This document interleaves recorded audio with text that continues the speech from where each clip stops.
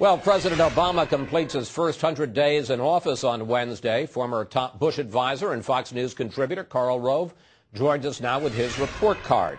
So let's break this down. On the domestic side, Barack Obama came into office facing questions about whether he is a big spending liberal. After these first 100 days, what's the answer? The answer is yes. More importantly, he came in promising certain things with regard to the economy and his domestic agenda, which have not been borne out. He said he would carefully scrub the budget line by line and end government programs would not work. He was critical of the previous administration for having added $2.9 trillion to the deficit over 8 years, critical of their spending, and has come in with doubling the size of the federal deficit in the next 5 years and nearly tripling it in the next 10, and a very dramatic expansion of government's budget and its power. On the national security side, I think the big question was, is Barack Obama up to being commander-in-chief? 100 days in, what's the answer to that? Well, I think the answer is yes, but there are questions about the ability to change foreign policy that he laid out during the campaign. We've seen a lot more continuity, particularly in Iraq and Afghanistan. We're now repeating in Afghanistan the surge that was done in Iraq. And we've seen abroad his inability to push his agenda with our allies. He went to Europe, to the G20, saying my object is to get them to increase their spending like I'm increasing it back home. They said no thank you. He went to NATO with the object of getting them to increase their combat capability in Afghanistan. They said no thank you. It's not really clear what his goal was when he went to the Summit of the Americas and was greeted by Chavez. But again, let's step back for a minute. Whether it's domestic or international, this 100 days is an artificial deadline. It's a construct that the media has. The White House, every White House, prepares for it endlessly, develops storylines, prepares spinners, gets everybody out there working from top to bottom. But in reality, 100 days is not a lot of time for any administration to begin to set things in concrete. We saw this, for example, Bill Clinton, who started off with a very bad first 3 months and then recovered.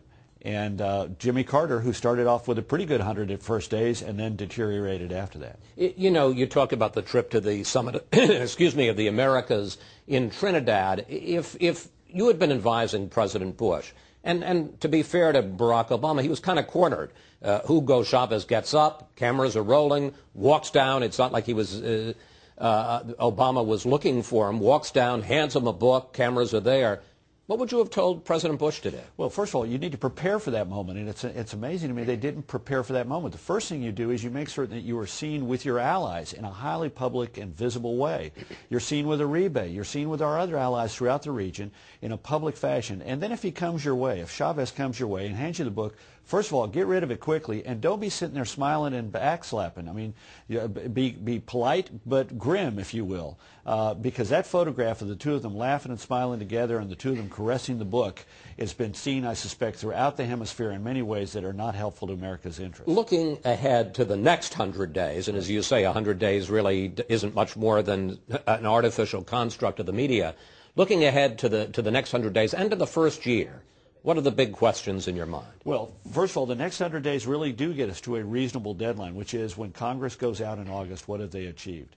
And here's the big thing, whether it's by August or by the end of the year, what's the economy doing? He came into office pledging action on the economy. We've passed a stimulus bill. He's passed a budget omnibus. He's working on passing a budget, which he's got the framework in place, dramatic expansion of spending. The question is, will it stimulate the economy, and will we see some improvement by the fall or the winter in the unemployment numbers? If we don't, then we're going to see a deterioration in his standing in the polls. He's actually in pretty good standing here in the polls. The best marker at this point was Ronald Reagan, who was at 67% job approval.